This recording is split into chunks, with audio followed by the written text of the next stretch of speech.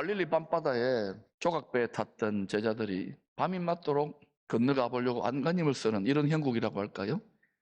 근데 그때 그 모든 문제를 해결하고 소원의 항구, 약속의 땅으로 인도하신 분은 누구십니까? 영원토록 흔들리지 않는 만세만세 예수 그리스도입니다.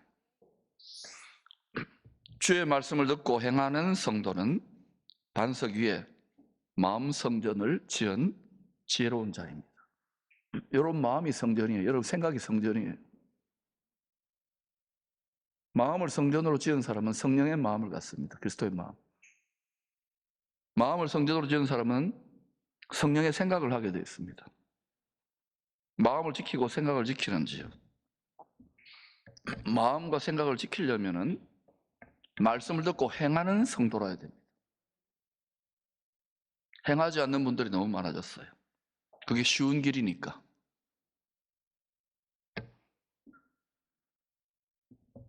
파도가 치고 바람이 불어도 말씀을 듣고 행하는 자는 그 마음의 집이 무너지지 않는다 그랬습니다.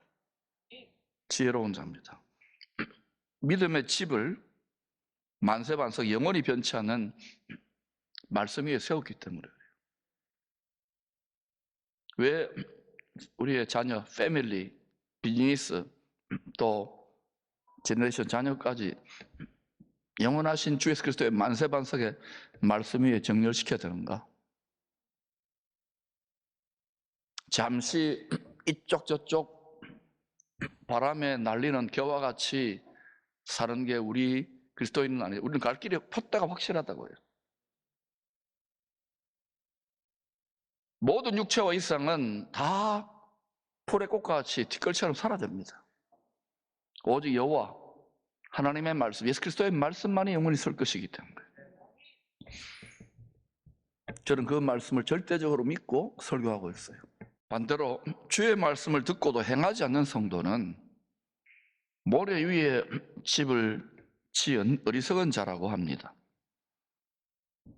파도가 치고 바람이 불 때, 시험의 때죠. 어려움의 때, 고난의 때, 핍박의 때, 그 믿음의 집이 심하게 무너질 것입니다. 몇 년 전에 코로나 닥치면서 특별히 한국교회는 어떤 모습인가요? 세상이 요동치고 많이 흔들릴수록 만세반석 하나님의 말씀 위에 우리 마음의 집을 지어야만 합니다. 지금 우리 마음과 생각과 눈과 귀와 이걸 너무 빼앗는 문명의 기가 너무 발달되었기 때문에 여기에 최하로 집중하시기를 여러분이 할 수 있는 범위 내에서 그렇게 하시기를 축복합니다. 오늘은 종려주일입니다. 내일부터 고난주간이 시작돼요. 고난의 끝에 부활 승리의 열매가 맺힙니다. 시험 당할 즈음에 피할 길을 내셨는데 육체 속에 갇혀있는 인생이 겪는 시험의 막장은 뭡니까? 죽음입니다. 죽음으로 끝납니까? 예수 왜 믿어야 되는지 알겠어요? 피할 길을 내셨는데 부활. 온 인류가 죽음 안에 갇혔는데, 죄 안에 갇혔는데 오직 한 분 구세주 예수 그리스도가 영생의 길을 열어주신 거예요. 그래서 여기에 온 힘을 다해, 마음을 다해, 생명을 다해 붙들려 있어야 되는 거예요. 그런데 예수 믿으면 천당 간다, 이 교회 토보에 머물러 있지 말고 여러분이 구약과 신약 전부 다가 예수 그리스도의 초림과 재림에 대한 이야기인데, 종려주일은 부활 승리의 많은 믿음의 전리품을 위하여 영적인 전쟁터로 들어가는 출정식의 날입니다. 예수님이 전쟁터로 가는 거예요. 종려나무는 특징이 뭐냐? 나무가 불에 타도 홀라당 다 타도 뿌리만 남아있으면 다시 무성하게 자라나 열매 맺습니다.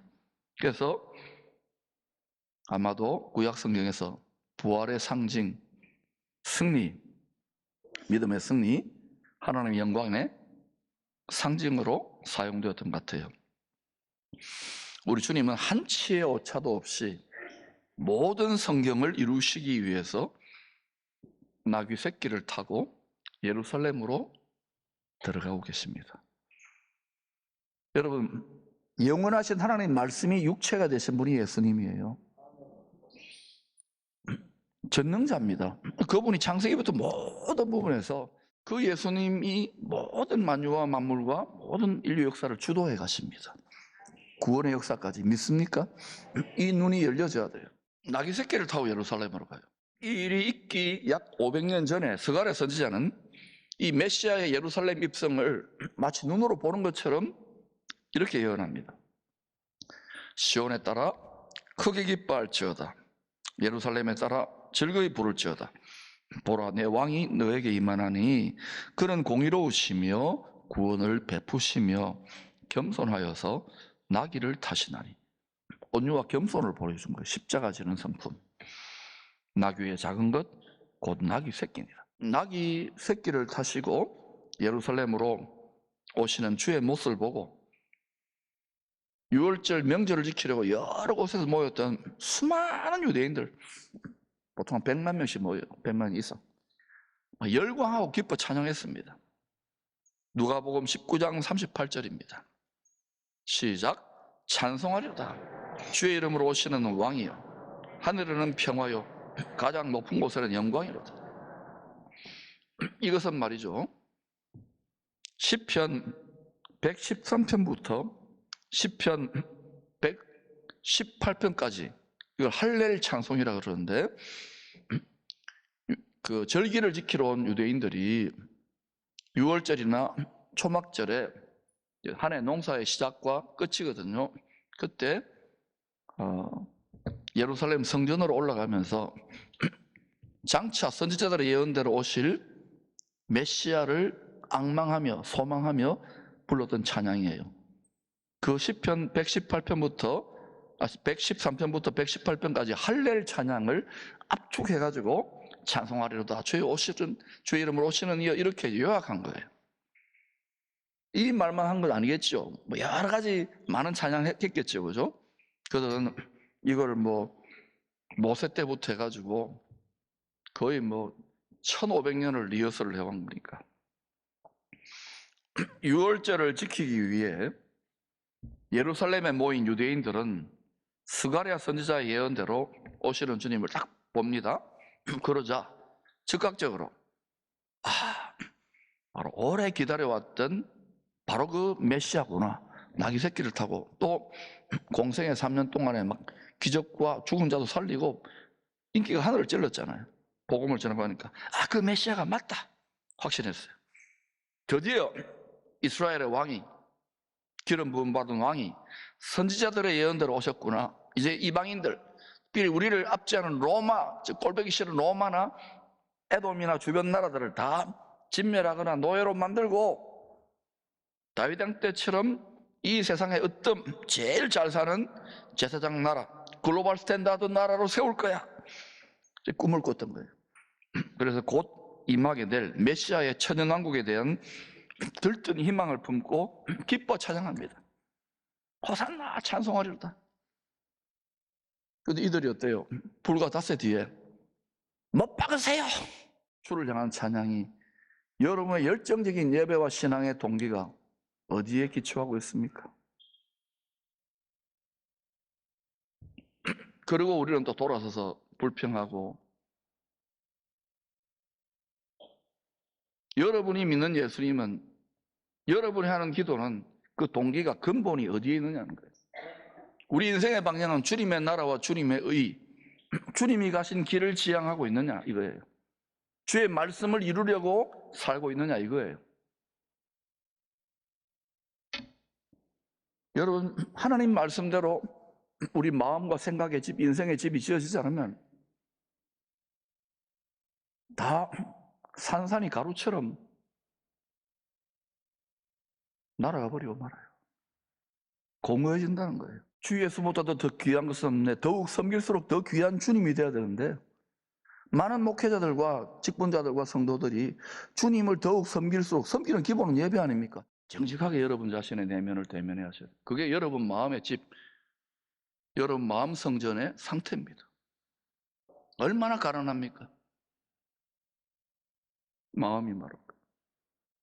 얼마나 공고합니까? 그러니까 우리가 복음을 자랑할 수가 없어요. 마음이 딴 데 가 있는데, 애굽에 가 있는데, 바벨론에 가 있는데, 육신에 가 있는데. 이들은 환상을 품었던 거예요. 고난이 없는 이 세상에 자기들 등 따시고 배부르고 다윗 왕국 때처럼 솔로몬 때처럼 잘 살게 해주는 이스라엘 중심의 유대민족 중심의 위대한 나라. 아직도 저 동네 그거 꿈꾸고 있어요. 그걸 또 하나님은 열방 모든 민족과 함께 심판합니다. 주 오실 때 일어날 일이죠. 요한복음 12장은 이때 예루살렘의 성도들이 한 해 추수를 끝낸 후에 초막절 잔치 때처럼 종려나무 가지를 흔들었답니다. 팜트리를 말해요. 레위기 23장의 7절기의 마지막 초막절에 사용하는 소품입니다. 여름에 추수한 보리와 밀을 타작합니다. 가을에 타작해요. 모았다가 쭉저기는 불에 던져서 태워버리고 알곡은 모아서 곳간에 드립니다. 가을에 하는 일입니다. 또 가을에 추수를 하는 작물이 포도와 올리브입니다. 과실입니다. 포도는 틀에 넣어서 밟습니다. 또 올리브는 절구에 넣고 찧어서 포도주와 기름으로 만들어서 곳간에 드립니다.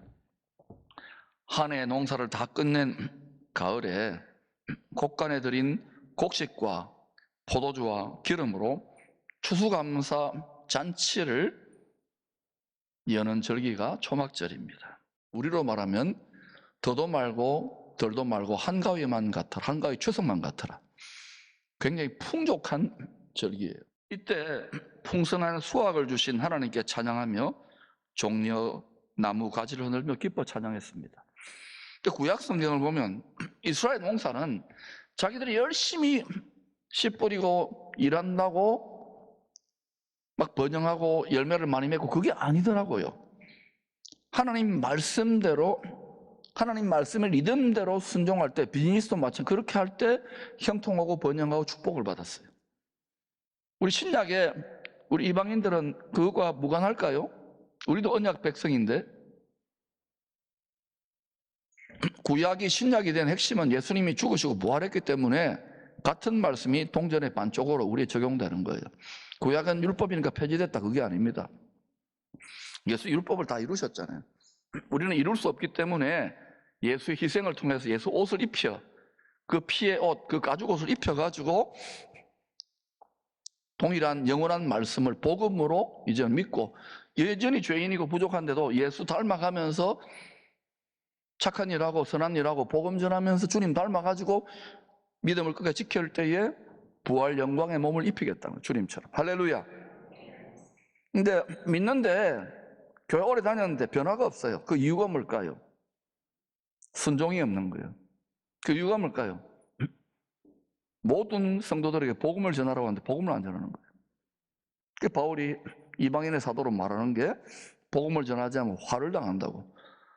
오늘 교회에 하나님이 여러 가지 사인을 주지 않습니까? 한국교회는 열방의 교회들에. 근데 인간의 본성이 뭐냐? 예수 믿어도 자꾸 편안하고 아니라고 주저앉는 거예요.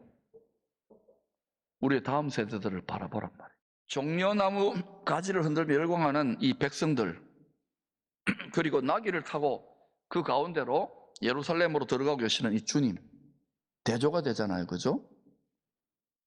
이걸 통해서 우리에게 어떤 말씀을 하고 계신 걸까요?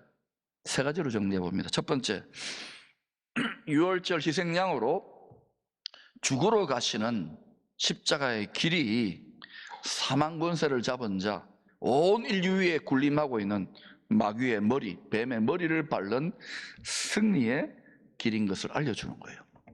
십자가가 승리라는 거예요. 다시 말해 십자가가 승리예요. 내가 십자가를 질 때 승리한다니까요. 육체의 마음과 육체의 생각으로는 십자가 지기 싫어요. 어느 날부터인지 십자가가 자꾸 사라져요. 십자가는 육체로 못 집니다. 예수 육체로 지고 가면서 넘어지고 자빠졌잖아요. 왜? 그때는 이제 희생제물이 되라고 하나님이 보호를 걷어버린 거예요. 우리는 그렇지 않습니다. 우리는 십자가 지면 부활의 영의 권능이 우리를 옷 입혀줍니다. 이걸 빛에 가보시라 전신갑주라고 어둠의 세력을 이깁니다. 십자가를 지지 않으니까 그저 육이 미리 까불러지지 않은 채로 복음서 안에 갇혀있는 사도행전 나가보지도 못해. 세상을 이겨보지도 못해. 여러분 중에는 십자가를 지는 게 바늘길을 통과하는 것처럼 힘든 분이 있을 겁니다.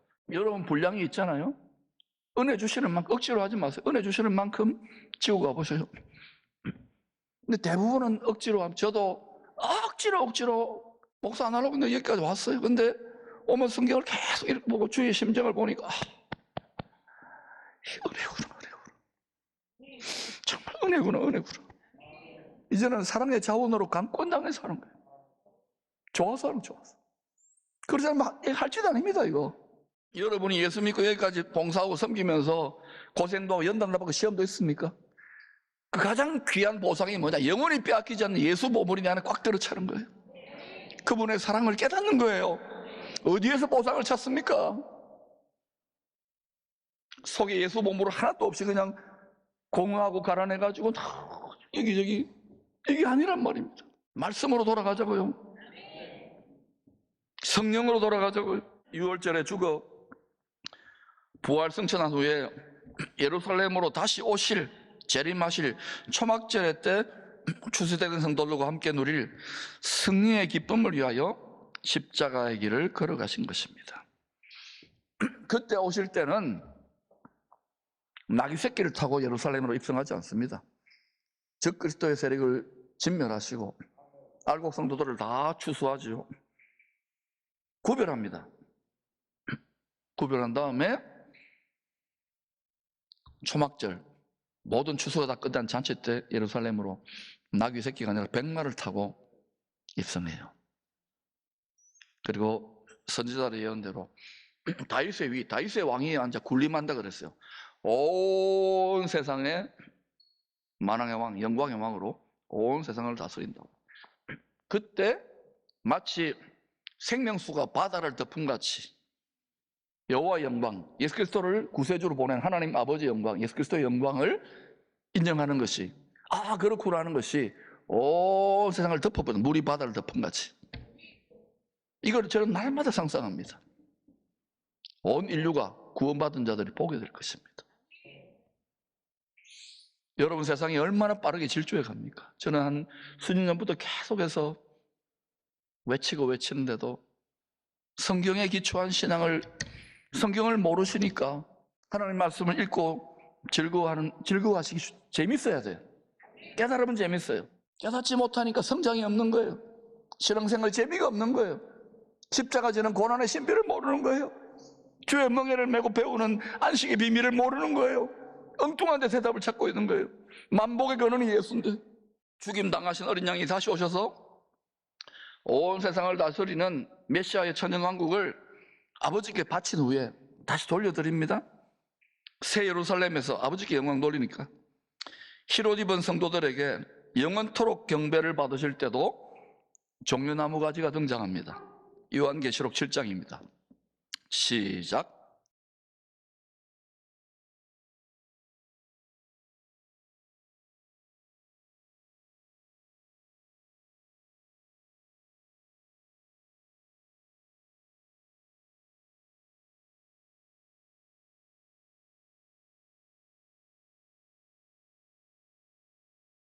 여러분, 다른 이로서는 구원받을 수 없습니다. 독생자 어린 양, 희생양 주 예수 그리스도를 보내신 하나님 아버지와 어린 양 예수 그리스도를 통하여 구원합니다. 유대인들만이 아닙니다. 열방의 모든 민족, 이방인들 다 믿음을 지키며 종려나무처럼 때로는 불시험을 겪어서 홀라당 타버리고 연단받고 어렵고 고통스럽고 시험에서 끝까지 하나님 말씀, 육신을 따라 생각하며 육신의 정욕으로 욕심을 부리는 세상과 달리 하나님 말씀을, 만세반세의 말씀을 묵묵히 지키며 따라가는 그들이 하나님 아버지 어린 양의 보좌 앞에서 영원히 경배합니다. 부활 승리의 영광을 누리게 되는 거예요. 저는 이 사실을 믿습니다. 하나님의 영원하신 지혜와 지식의 말씀을 믿습니다.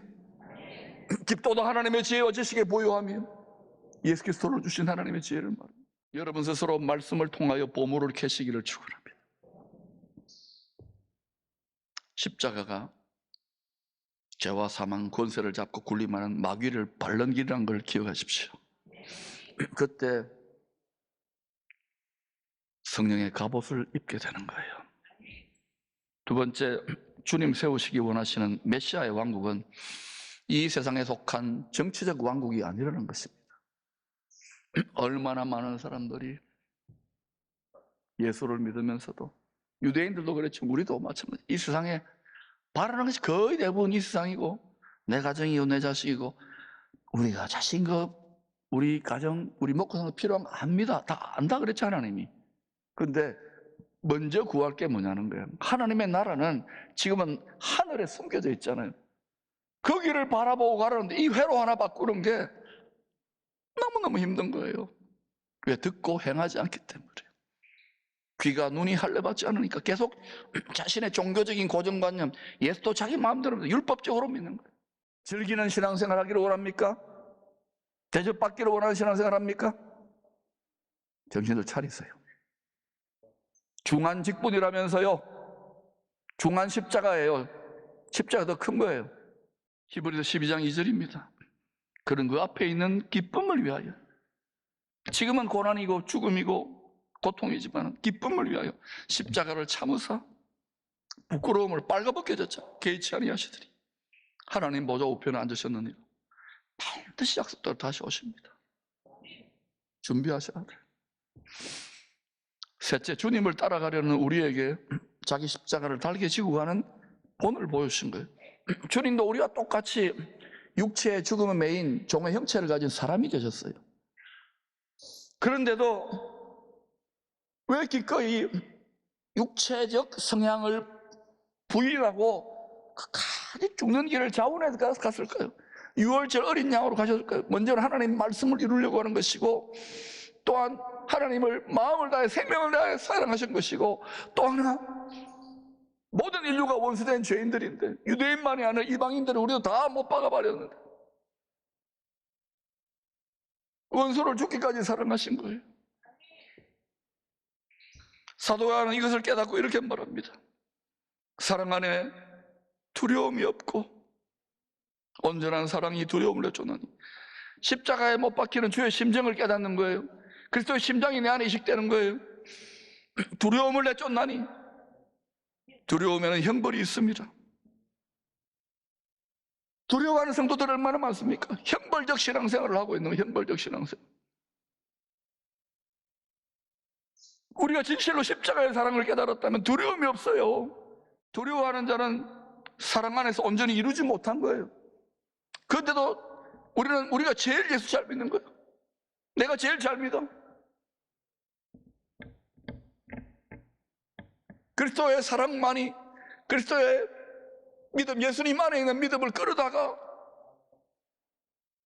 불가능한 믿음을 이루는 거예요. 산을 옮기는 믿음을 하는 거예요. 우리 믿음은 다 상황에 따라 왔다 갔다 합니다. 저나 여러분 다 똑같아요. 그러나 그리스도 안에 있는 그 믿음, faith in Christ, 그 믿음을, 그 사랑을 끌어다가 이길 수 있는 거예요. 그것이 온전한 사랑입니다. 주님의 십자가에 나타난 온전한 사랑을 깨달아 갑시다. 두려움 없는 믿음으로 우리 목에 대인 십자가를 지고 세상을 이길 수 있기를 축원합니다.